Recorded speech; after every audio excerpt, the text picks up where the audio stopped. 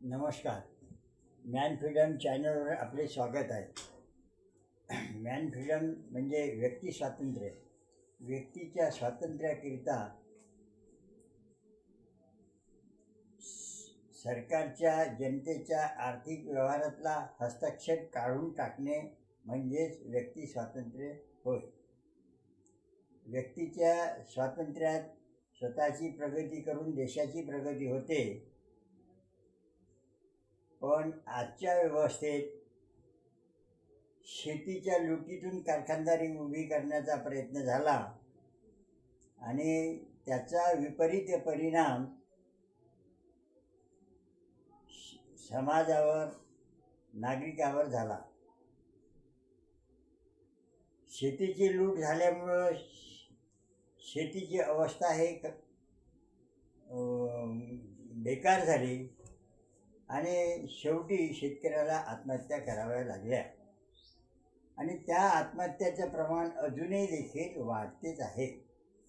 आत्महत्याचं प्रमाण रोखायचं असेल तर व्यक्तीचं स्वातंत्र्य हे महत्त्वाचं आहे.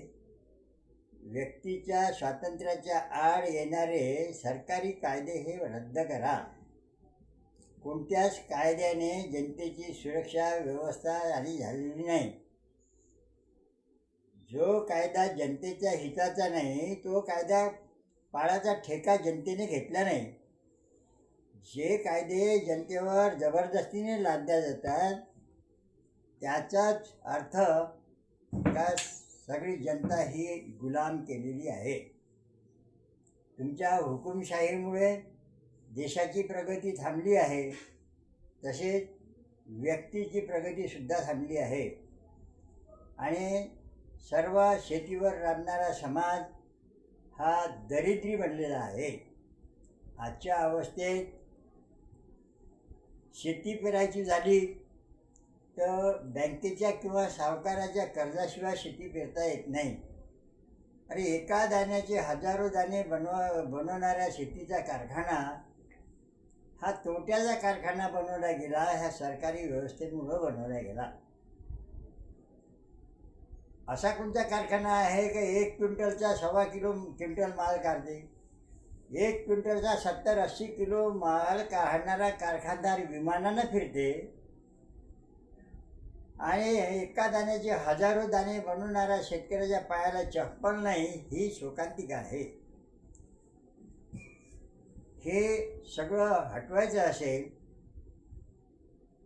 तर जनतेच्या आर्थिक व्यवहारातला सरकारी हस्तक्षेप काढणे अनिवार्य आहे आणि खऱ्या अर्थाने व्यक्तीचं स्वातंत्र्य प्रदान करा म्हणजे देश प्रगतीवर जाईल आणि व्यक्तीसुद्धा समृद्ध होईल. या व्यवस्थेमुळं विशिष्ट गटापुरतेच हे फायदे झाले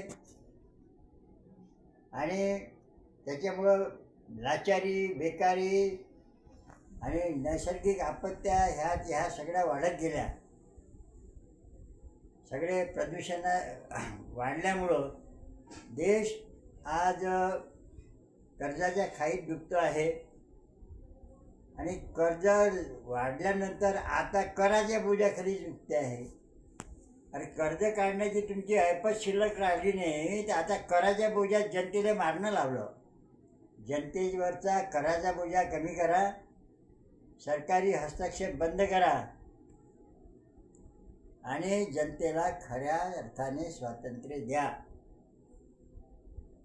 एवढे बोलतो आणि मी इथेच थांबतो. आमच्या चॅनलला लाईक आणि